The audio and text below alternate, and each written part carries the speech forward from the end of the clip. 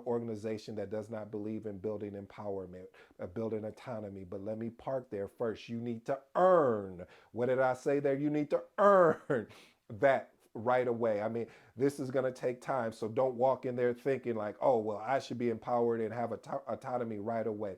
No, if anyone does that to you, they're crazy. I mean, and I mean that literally because of the fact of you have to earn that by uh, getting some wins under your belt, developing some trust with your stakeholders, develop some trust with your leaders and everything, and then they open up the door for empowerment and autonomy. I see a lot of times where I've seen new project managers come in and feel like, well, I should be able to do this and do that, and yes, you should.